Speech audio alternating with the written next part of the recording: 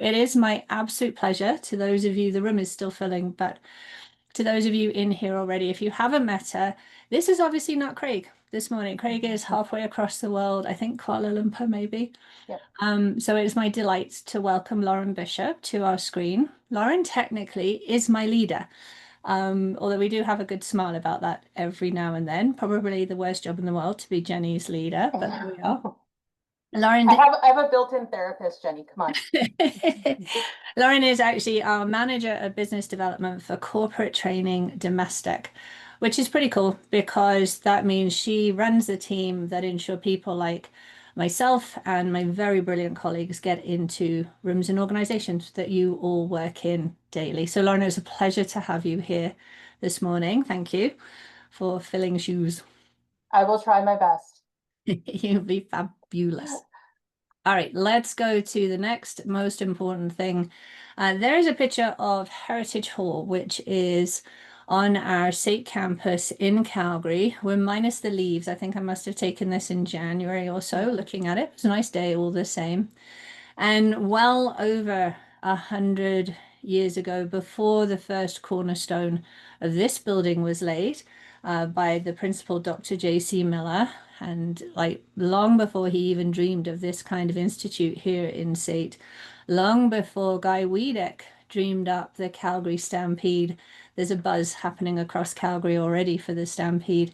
This land was all hunting grounds of the three tribes of the Blackfoot Nation, the Kainai, the Piikani, and the Siksika. It was previously known as McKintis, and it still holds roots in there. The Bow River meets the Elbow River. It is the traditional land of our Blackfoot people and shared by the Beaver people of the Tsuut'ina, the Nakota, and the Stony Nations, as well as the Northwest Métis homeland. Today, we recognize and honor them all and thank them for their work on our land, the care of our land, and it is our honor to be here this morning. Thanks, Lauren. Thanks, Jenny. Always super important to get that land acknowledgement in. Hi, thank you.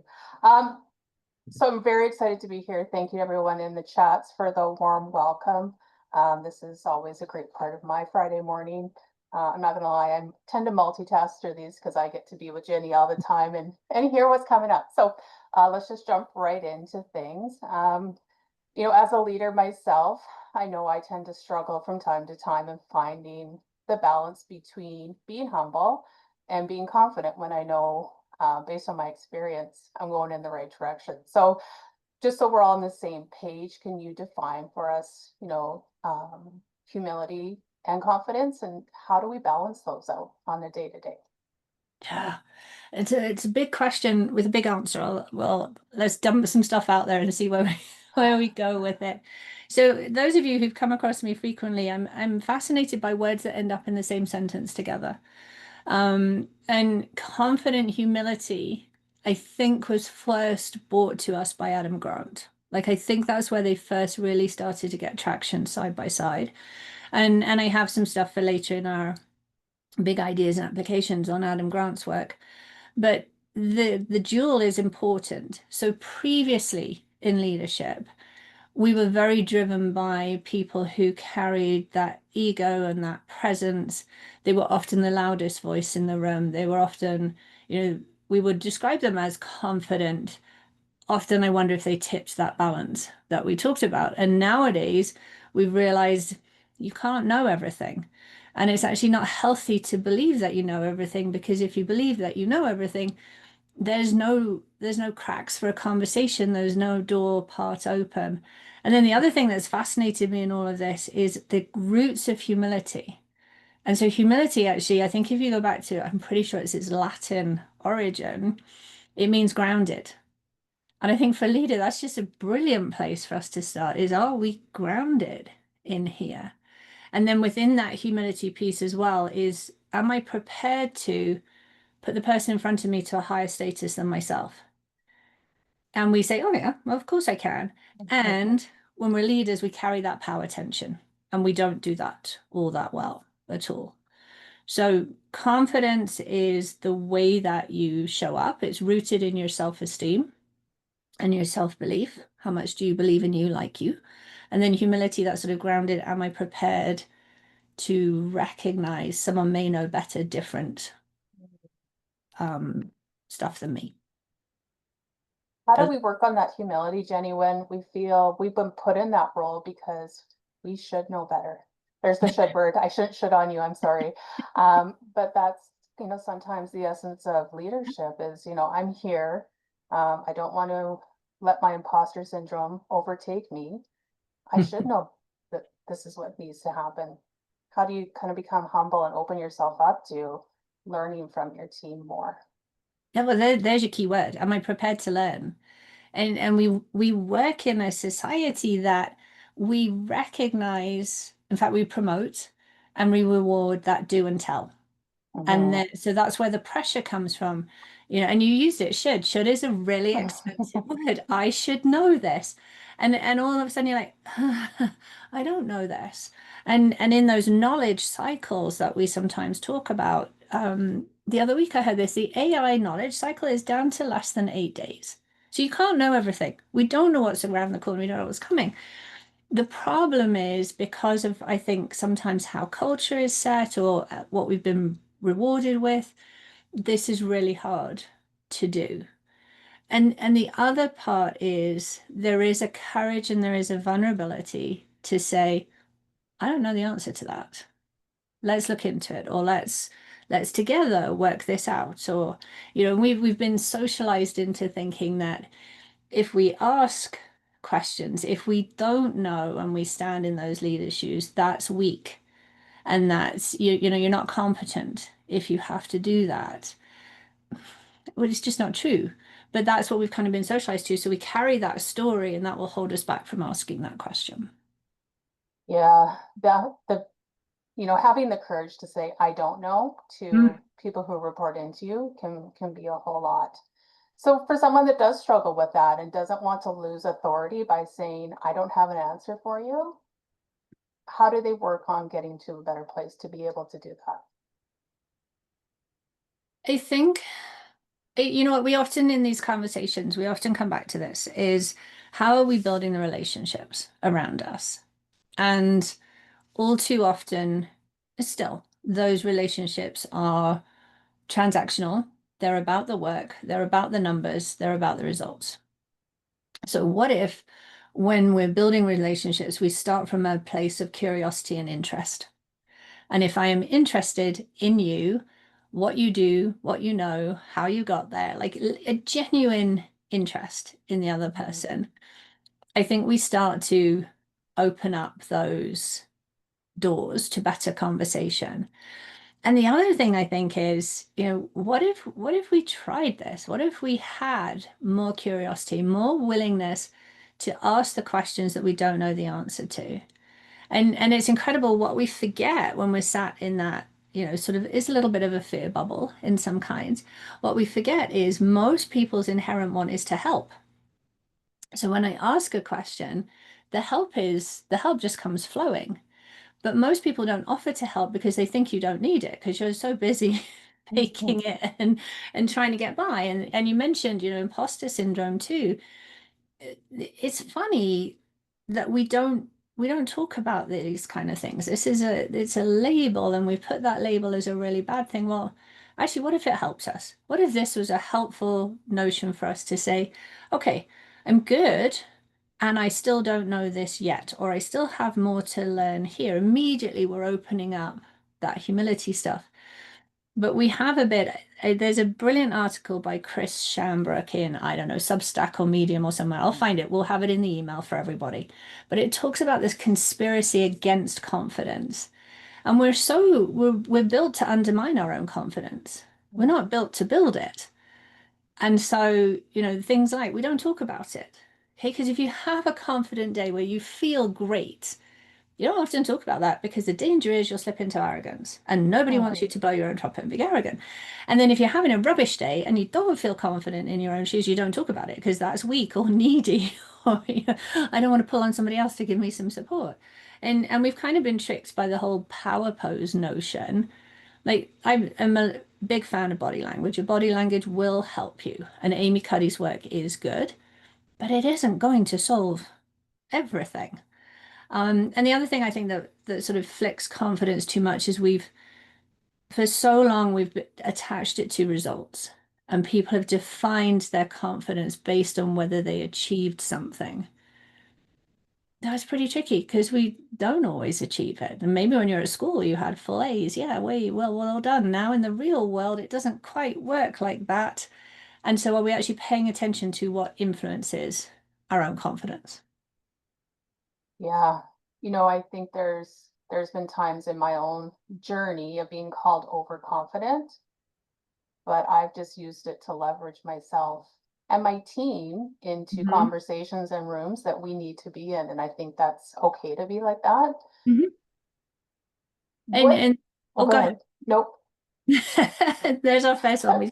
Um, but I think that's, I think that's cool. And I think there's a really important piece in there and my team, like our Hmm, ability as leaders to lift other people is never ending. Like we can do this. We're just not always that quick to do it. And there's another interesting human dynamic in there. What is it that holds us back from elevating somebody else?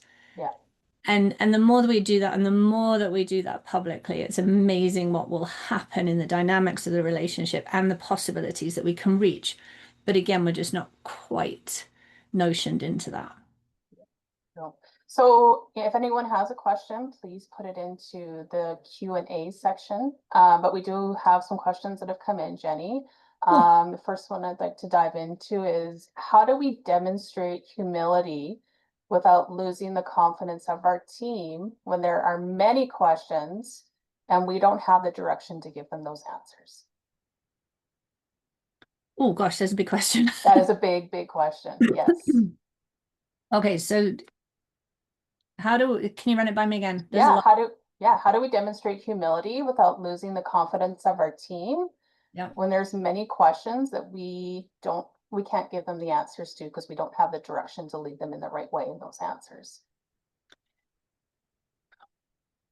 I think that from what this sounds like, context is fabulous.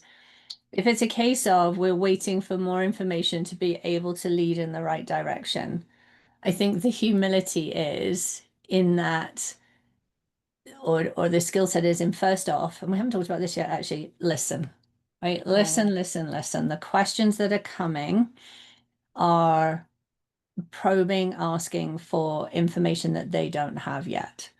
So that generosity of listening, be interested in what it is that they're looking for and what can you offer them. And then there's always a point where I don't have that direction yet, but here's what we can do today and here's what we can do this week. And then, you know, there is a humility in I'm still waiting, or actually I'm still looking for further clarification myself.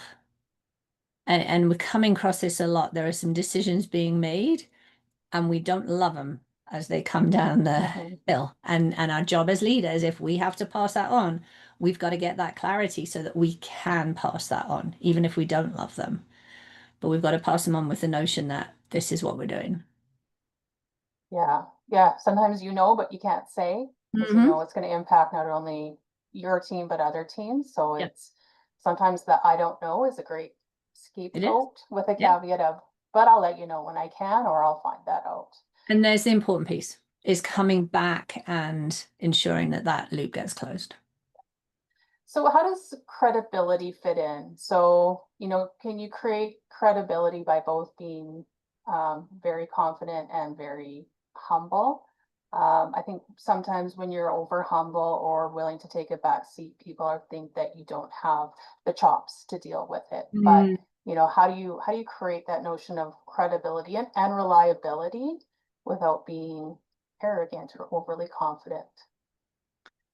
I think there's a lot to be said for we talk about when do you speak as leaders, like one of our favorite Mhm. acronyms, goodness knows how many times it's been in these conversations, is that hippo piece. Like, as a leader, you have the highest individually paid person's opinion.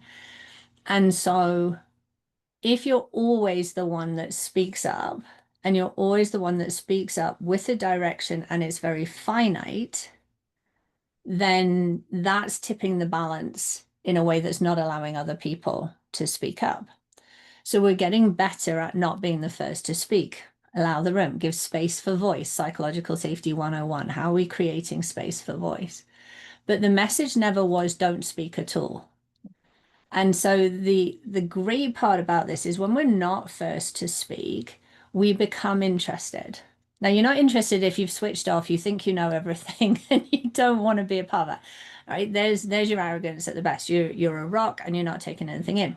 But if you're there and you're a little bit more as a sponge and you're interested, and then you can contribute, that credibility holds fast. And the other piece I think that we have to remember is it is very, very credible to say that is a completely different perspective to the one that I've always held. I would love to know more about that. Like the integrity that that adds to a person is amazing.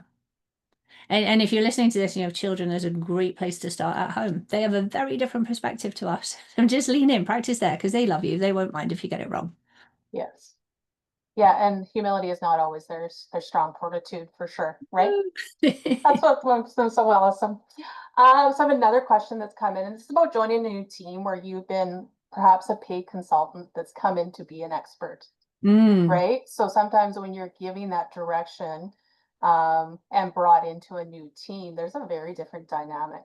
yes. So how do you come in and balance those two when you really are the one whose voice is probably the best one to listen to? Yes. This is actually an excellent place to sit, but I think the same rules follow. We as humans, we are very quick to want to offer advice. And when we're branded with that subject matter expert or specialist or senior advisor, like there's a reason that you have that title, but it doesn't change anything in the conversation. If you give advice very early on, have you heard everything that you need to hear? So we're back to it. Mark Goulston's quote just sums it up. Be more interested than you are interesting. And so, yes, you're paid to offer your expertise, or you've been brought in as that specialist. But if you're going to live up to that, you have to deeply understand what it is that the team around you needs. And you can't get there without that generous listening and then that very healthy curiosity. And so a healthy curiosity are questions really that elevate the other person and questions that you don't know the answer to already. And we're a little sneaky because we will often ask a leading question or a dirty question because we think we already know the answer and that just helps us feel good. Well, that's not actually going to work very well in the long range. And tying into, I think it was the last webinar about leading up, or in the last little bit, Mm. how do you deal with a manager, boss, leader that comes in very confident and doesn't give you as their report that space to speak? This is really difficult and it's going to depend on the relationship. Um, I still hold if they've come in, if it's new in the relationship, listen for a while. Like it may just be their own, it's funny to say, but it might be their own confidence that isn't there. And that often leads to people talking. When our anxiety goes up, we talk more. Yes. So listen first, right? There's a message that they're trying to get across, or there's a dynamic going on. And then I think we call them making bids. And so if they've finished a tirade, probably the first part to start with is, what did you hear? I heard, quote them. And my question is, and ask the question, and then stop talking and let them talk again. They obviously love talking, but let your questions feed um, their dialogue, because when it's led by your questions, you will learn more, Yes. I think. The act of listening. So I have some really great questions coming through the chat. So thank you to everyone, or sorry, the Q&A section.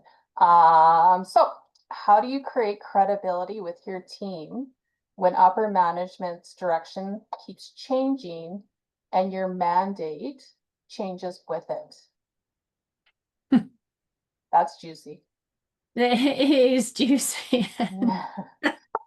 I'm brought back to that. Like I'm sure there's a graveyard for words, and one of the words that we've stuck in this graveyard is pivot. Oh, yes. Yeah.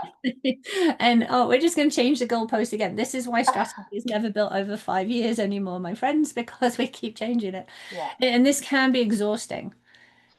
And so, first off, if you're a leader dealing with that, let's recognize a little bit of compassion here. We're changing it again and changing it again. Find out the reason, because there better be a good reason for that. It's a very reactive environment, and I'm not sure that it's an all healthy one. However, if it is the status quo, I think some of the things that we do when change is fast is we always look at what is the same. Like keep your team is the same, okay? And be very, very objective, very real. In the emotional intelligence world, we call it reality testing. Like this is the situation.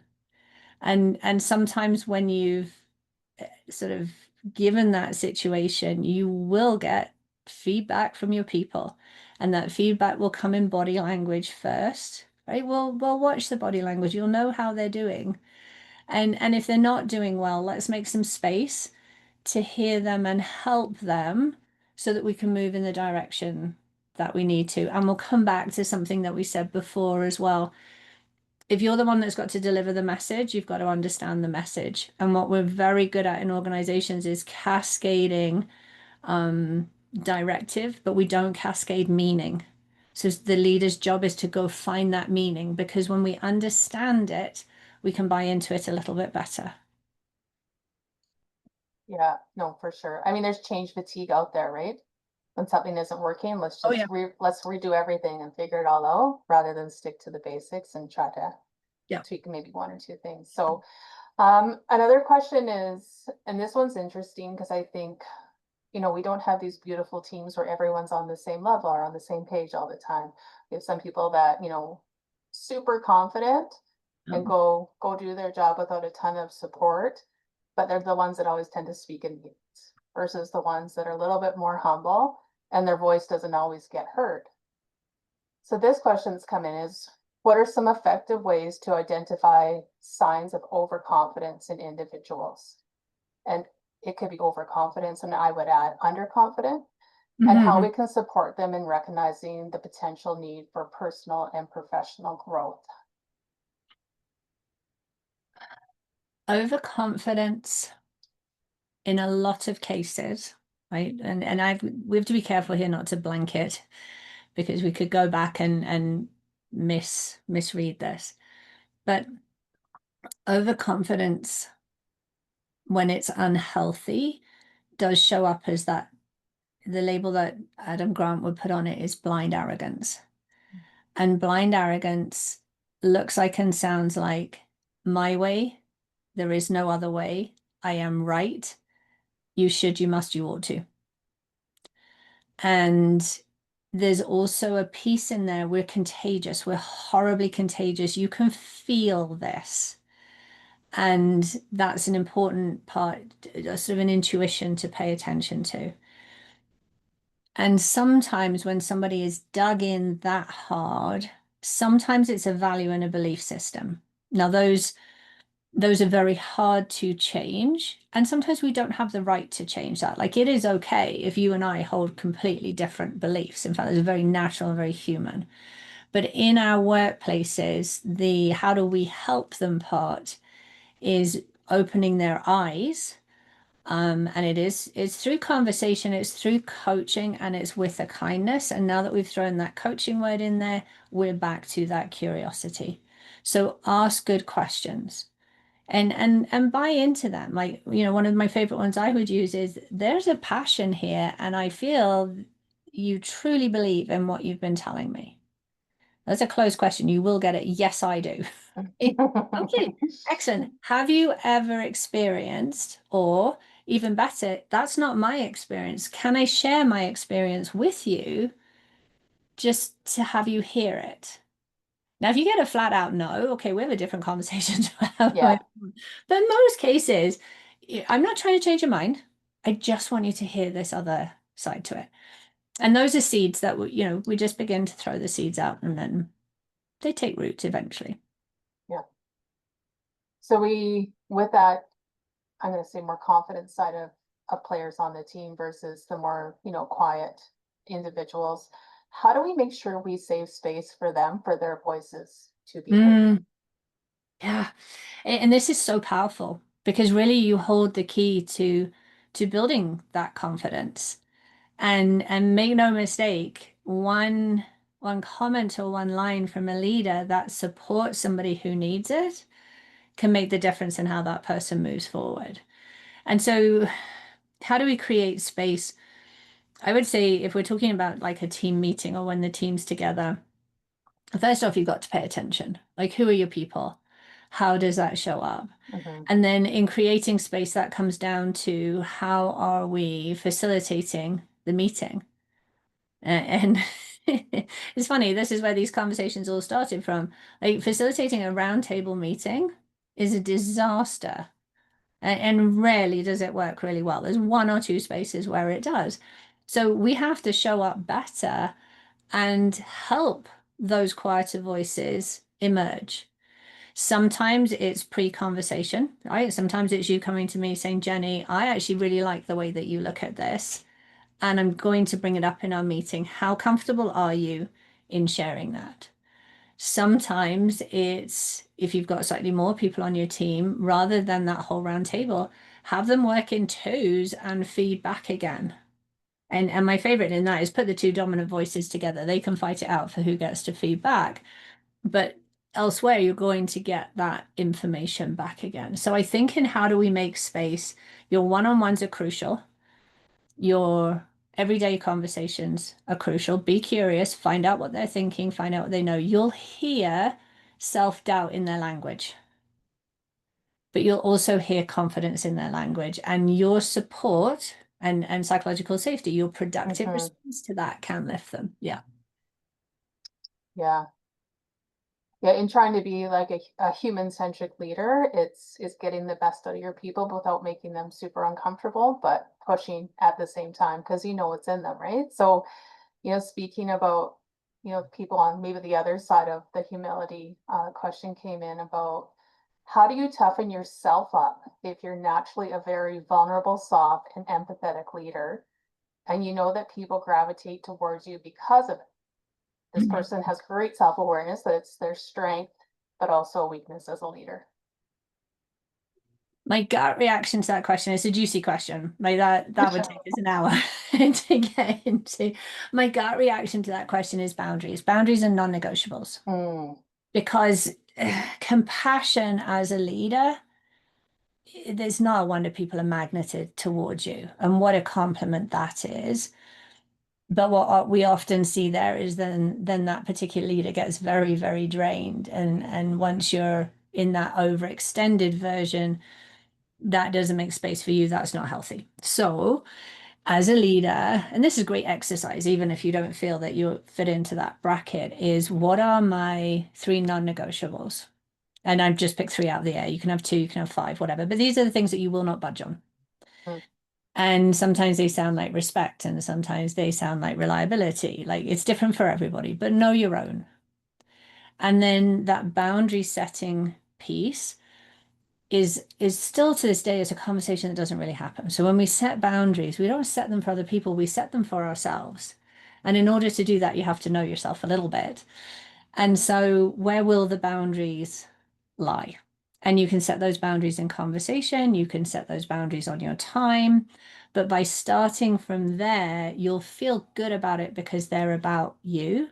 Nobody said you don't have to offer that compassion that you do so brilliantly, but you've got to look after yourself first. And there's all those adages about, if your cup isn't full, you can't help other people. Well, it's true. yeah, And so how do we make that space for ourselves?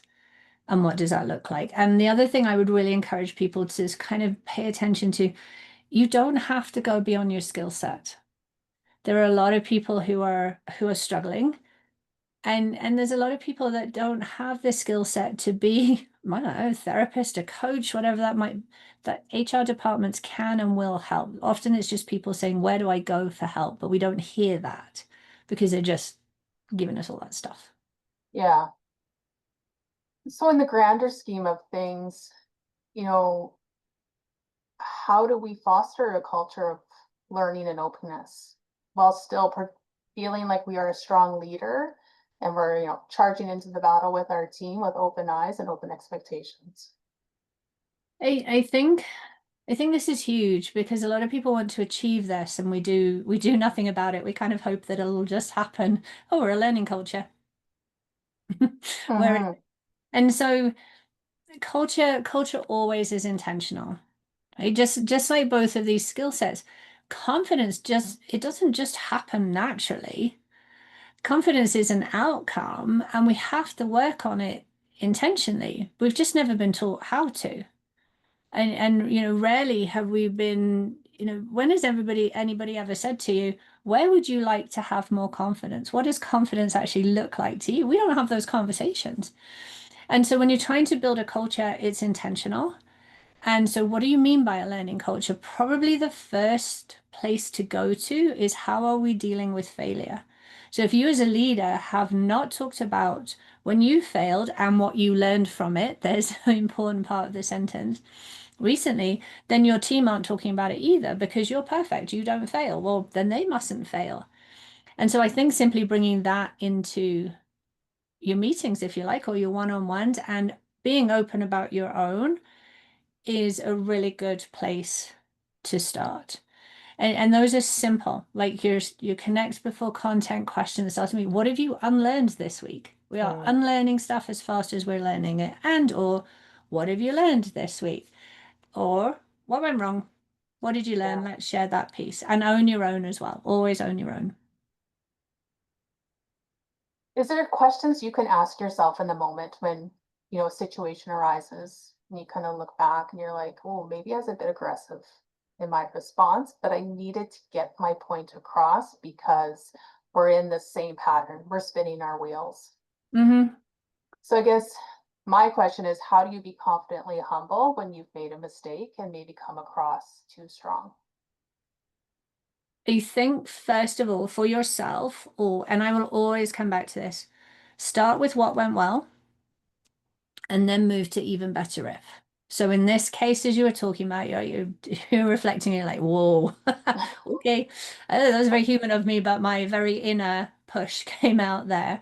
Okay, well, what went well? I got my message across and I was heard, maybe, okay? Or I felt confident in the conversation. And then I'm going to go to, okay, what was it that made you feel confident? Because we need to start to collect them because if confidence is an outcome, we've got to understand how we got there and what we collected by it.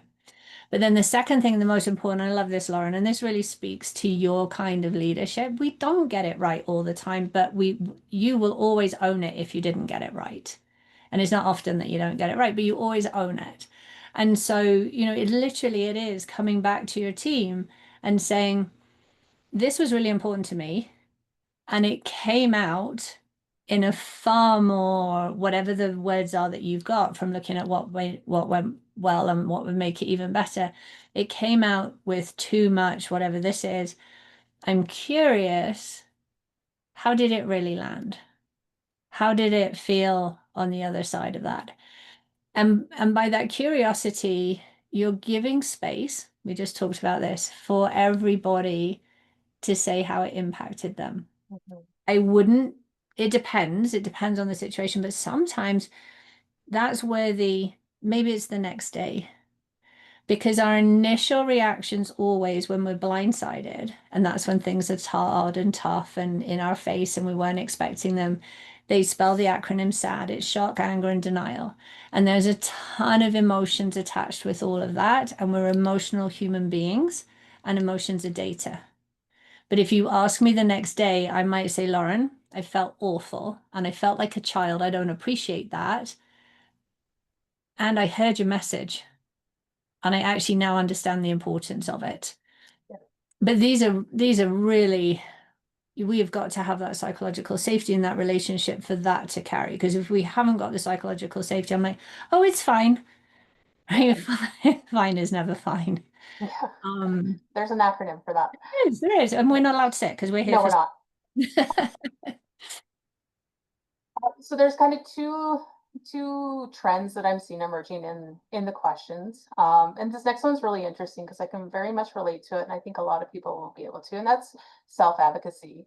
When there's an opportunity to present yourself for maybe a promotion, or Mhm. even just speak up in a meeting because you really believe in what you want to talk about, or maybe might be the solution to a problem, but you don't want to come across as arrogant, overconfident, um, and you want to hang on to a bit of that humility. So really balancing that out, but still sticking up for yourself because you know you're worth it and what you have Yeah. to say is worth hearing. What would you give someone? What advice would you give someone about that negative self-talk? What would you Yeah. say to replace the negativity of, oh, I don't want to be seen as X, Yeah. Y, and Z? Okay. Two things. Um, First off, in the meeting, you're invited to the meeting because you have value and contribution. Imposter syndrome says, I don't have value and, and contribution. And it's funny if you struggle with self-doubt, why are you listening to yourself? Just don't pay Yeah, attention to that. Okay, so the person who invited you, are you actually prepared to say you don't know what you're doing? And that one smacked me in the face. I was invited to do something. I'm like, oh, it's way out of my depth. And then that person actually, I was talking to them about my doubt in it, and that person actually said, Jenny, there's a reason that I have asked you, and I'm really curious that you're questioning me on this. And I like, oh, phew. But just a moment, I'm like, oh, okay. So in the meeting, speak up. You bring a different perspective. There's a reason that you're in that meeting. And if you don't know the reason that you're in that meeting, you can find out before you go. If you're in the two line, if you're in the optional line, probably don't go. But if you're in the two line, there's a reason that you've been invited. You're yeah. bringing a perspective, and your perspective is different. It always is different. And if you really want to hold that balance, you can start with, I'd like to offer my perspective on this. Right, if that helps you to feel like that gives you an introduction into it. Arrogance and that overconfidence that we don't like usually comes with a tone and a body language. And if you're even thinking about it, you will deliver from a different place. Yeah. The self-talk, the negative self-talk, the quickest and easiest way in here for me to offer that is listen to yourself. How are you talking to yourself? And if it isn't the way that you would talk to a best friend or somebody that you love, then it is time to change the script because it makes no sense that you would offer this version to somebody that you love and you wouldn't offer that to yourself. That's Yeah. probably the quickest and easiest way to look at it. And it feels very bold when you first start, but the difference that you'll feel in that self-advocacy and that presence is very, very healthy. Mhm. Yeah. So another common theme I'm seeing in these questions is really around we don't have, as leaders, we don't have all the answers to the questions that our teams are asking us. And it might Mhm. be something very small. It might be something hugely strategic for the organization. So we live in this world of the unknown and Mhm. things change very, very fast. Mhm. So we want to protect our teams. We don't want to give them false information, but we don't want to come across as overconfident. So leading through constant change, how do we balance being humble and being confident for towards our team and our answers without saying, I don't know? Change leadership 101. Yes, and I think you gave us the answer in there, Lauren, is you're showing up for your team. So in all the change, in everything that's going on, that generosity that's offered in seeing them, hearing them, and valuing them. And if you don't want to say the words, I don't know, you can always lead with, that is an interesting question. I haven't got the full information yet. It's coming. We're working on it. Like you don't have to go in with that I don't know if you don't want to. Mhm. But I think the biggest piece for a team in change is see, hear, and value them. Yeah, And it's often the last one that gets missed. yeah. No, that's great. So another question is, what is some of the key language, use of language, key words you would use when trying to build confidence in someone? Well, that's a great question. It, I think it's it comes back to the same thing we just talked about. Okay, what are you seeing? What are you hearing? What do you value? And so if you're trying to build that confidence, it might be if somebody speaks up in a meeting and they haven't spoken up and they've given their perspective. It can either be there and then, all right, is that sort of productive response, Jenny, that is very helpful to hear your perspective. Thank you. Or later it might even be, I noticed your contributions today. I thought they were, put the words around it, and thank you for doing that. Like that productive response dictates what Mm, comes next. And if we yes, but it, or we're like, oh, we've done that, or even those micro languages like the silence, well, that's not helpful at all. And I'm not talking about the pause, I'm talking about not recognizing when somebody's contributed. You are actually sort of deeming what will happen next. So it's micro, it's just small. And it's not giving a ribbon for just showing up. It's just seeing and valuing that person and what they're doing that's different. And what we have to remember in our do and tell world is we are always really quick to say where we haven't done it and where we mm, haven't achieved it. So pull on that believe and achieve and help them see that because very often they don't see it, especially if you're results driven, they won't see it. They're only focused up here. yeah, And this helps us to get there. yeah. Catch them doing the right things to get to the Absolutely, right behavior. 100%. Yeah. 100%. Yeah. Okay, we are at 8:44. Oh, we've done it. We've got to go there. We're going back to the slide deck. So I will bring up the slides for us. For those of you, we may have one or two new people in here. If we do, we always try and end our sessions with one big idea, two things you can take away immediately, and then nowadays I'm saying some questions for you to ponder on. It used to be three, but I'm not very good at this rule of three. So what you can see here is my daughter and I were doodling. These are her stick figures. Is it really about balance? Was the question. So we're talking about that sort of confidence and humility.